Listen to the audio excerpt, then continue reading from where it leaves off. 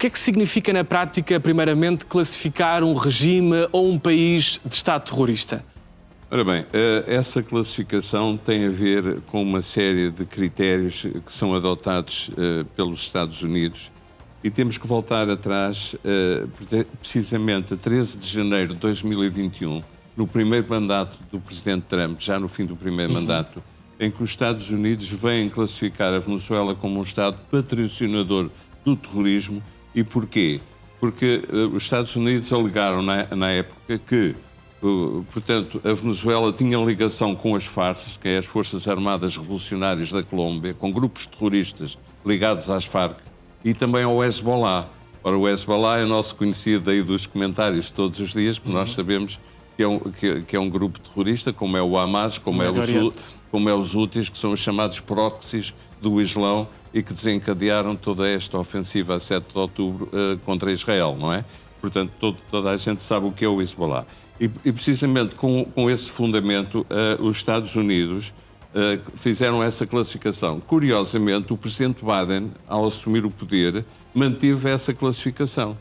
Portanto, depois nós sabemos... Desculpa, só antes de avançar, para perceber aqui uma diferença, qual é a diferença entre um Estado que é patrocinador do terrorismo e um Estado terrorista?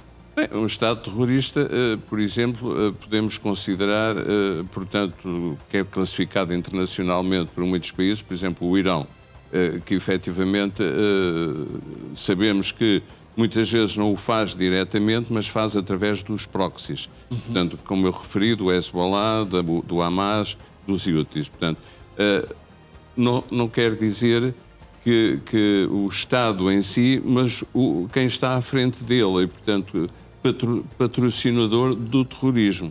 E, portanto, havia uma ressalva na época, portanto, que era a esperança de que efetivamente houvesse uma mudança do regime. Sim. E que efetivamente, portanto, as coisas mudassem. Por outro lado, isso não é a questão do tráfico de droga que é aqui invocado na peça. Sim. E é verdade, porque na realidade circula muito da droga que entra nos Estados Unidos e que vem através da Venezuela. Mas a Venezuela não é o maior exportador de droga, na realidade, na América Latina, nem no mundo. Há outros, não é? Como a Colômbia, por exemplo. A Colômbia. Mas muita dessa droga passa para a Venezuela. Sim. E aí é uma coisa que não divide muito os americanos, porque como o presidente Biden manteve esta classificação, e nós temos que pensar uma coisa, nos Estados Unidos, mais ou menos, grosso modo, em média, morrem à volta de 100 mil pessoas por ano por overdose, portanto, que é muito, não é? Embora houvesse uma pequena queda, digamos, desses números em 2024, ligeiramente, 20%, mais ou menos, a verdade é que os americanos se preocupam com esse problema, não só a relação a jovens, mas a outras pessoas que são consumidores de droga. Mas isso é o suficiente para classificar um regime, como é o de Nicolás Maduro, como um regime terrorista? Eu sei que não há uma definição internacional aceita por vários países e organizações sobre o que é que realmente significa a palavra terrorismo. Não, aliás, nem nunca houve. Não há uma definição de terrorismo. Exatamente. Ainda hoje, nós que somos especialistas nessa área, procuramos uma definição de terrorismo que seja consensual para todos, mas isso não existe. Isso não existe. Embora nós digamos que o terrorismo, portanto, mata sempre pessoas inocentes, que efetivamente... Agora, tudo depende, há muitos tipos de terrorismo e daí também várias definições. Por exemplo, as Brigadas Vermelhas, na época, escolhiam alvos seletivos, alvos políticos, normalmente generais, políticos famosos, a questão do Aldemor, do Coco, etc. Portanto, era um tipo de terrorismo seletivo. Hoje em dia, o terrorismo, como aconteceu agora na Austrália, portanto, escolhe pessoas inocentes. Mas o objetivo é sempre o mesmo, espalhar o terror. É espalhar o terror. E é aqui que eu estou a tentar perceber onde é que isso se enquadra naquilo que é o regime venezuelano. Não se enquadra muito, mas os Estados têm sempre outro tipo de conveniências para, tanto mais que na época, e ainda agora, há organizações humanitárias e outros Estados também que discordam dessa classificação, não é? Há como, por exemplo, a Turquia não considera o Hamas um grupo terrorista, por exemplo, não é? Embora, do modo geral, a União Europeia, os Estados Unidos, enfim, o chamado mundo ocidental considera o Hamas um grupo terrorista. Eles acham que é um grupo de libertação.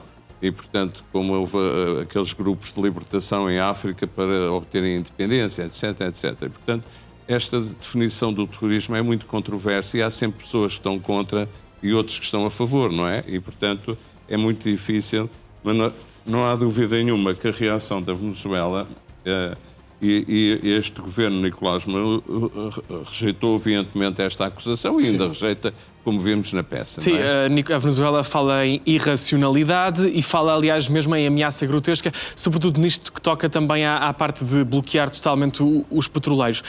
Tendo em conta esta reação da Venezuela e tendo em conta as palavras escritas, aliás, em maiúsculas por Donald Trump, isto significa que pode estar, de facto, iminente uma invasão da Venezuela por parte dos Estados Unidos? Eu não sei se vai estar, quer dizer, isto é aquilo que nós chamamos em resolução de conflitos um chamado pressing, portanto é uma forma de pressão, não é? Mas também eles alegam que muitos desses petroleiros não são, e muitos navios venezuelanos não são unicamente petroleiros, são também navios de transporte de droga. E, portanto, são navios de transporte de droga e isso afeta a população americana e os Estados Unidos, obviamente, há que fazer esse tipo de bloqueio. Depois, claro, há aqui um aproveitamento de Trump. Nós sabemos que a política de Trump é uma política de negociação e, portanto, ele vai sempre buscar escalões mais altos, como fez com as tarifas, para depois reduzir. E, portanto, digamos, é uma forma de pressão, se calhar um pouco exagerada, para obrigar, ele aliás está a tentar e diz que já falou com ele. Sim. Até já dizia-se que o Maduro que pediu até já outros asilo noutros países. À Rússia, nomeadamente. À Rússia, nomeadamente. Mas temos que perceber que circula muita desinformação, não sabemos se isso é mesmo verdade. Pelo menos um telefonema terá havido, porque ambas as partes confirmaram. Ambas as partes confirmaram. Agora, o teor exato desse telefonema, o que é que eles combinaram, possivelmente nunca saberemos, a não ser que os dois confirmem a mesma versão. Agora, a verdade é que, portanto, eu não acredito que haja uma invasão. Agora, eu penso que isto é uma forma de pressão para obrigar, por outro lado, a atribuição do Prémio Nobel à principal opositora do regime atual veio também, de certo modo, dar alguma razão, entre aspas, ao presidente Trump, no sentido de fazer estes bloqueios todos e esta pressão toda. O principal objetivo do presidente Trump é, de facto, a queda do regime, porque é um regime que não interessa aos Estados Unidos, por diversas razões, até pelas ligações que eu referi. Portanto, embora... E porque estamos a falar de um dos maiores produtores de petróleo do mundo. Exatamente. Portanto, há aqui muitos interesses. Aliás, as negociações do presidente Trump vão sempre nesse sentido. Há sempre muitos interesses económicos para além dos interesses políticos. Mas, no fundo, tudo isto é política, ao fim e ao cabo, não é? Portanto, todas estas decisões têm fins políticos, como o próprio terrorismo também tem fins políticos. Quer dizer, o terrorismo pretende sempre fins políticos, como houve, por exemplo, o caso da Austrália. Qual era o fim e o objetivo? Era atingir o Estado de Israel. Muito embora eu considero que, por exemplo, na Austrália foi uma célula adormecida, que há muitas espalhadas pelo mundo, do Estado chamado Estado Islâmico, do ISIS, Sim. do Daesh, que também nós usamos vários nomes, mas no fundo aproveitaram essa oportunidade, digamos assim, daquele evento que fazem todos os anos e que dura até vários dias, para fazer o atentado que fizeram. Claro que as pessoas que morreram são inocentes, não têm nada a ver com política, nem com políticos, mas o terrorismo é isso mesmo. Mas o objetivo, dado que era uma festa organizada por judeus e para comemorar uma data judaica, obviamente aproveitaram essa situação para beliscar e para atingir o Estado de Israel. No fundo, a verdade é essa. E aqui, portanto, nos Estados Unidos, neste momento, penso que o principal objetivo, com todas estas formas de pressão, é tentar que o regime caia. Só que há muita corrupção na Venezuela, portanto, o exército, há muita gente dentro do próprio exército que faz parte dessa corrupção e, portanto, está do lado... E que suporta o regime. E que suporta o regime. Porque a queda de um regime, como aconteceu, por exemplo, agora na Guiné, portanto, tem que sempre ter o apoio dos militares. Porque se os militares não apoiarem essa queda, é muito difícil os regimes caírem. E, portanto, daí o que ele está a tentar, mas é difícil.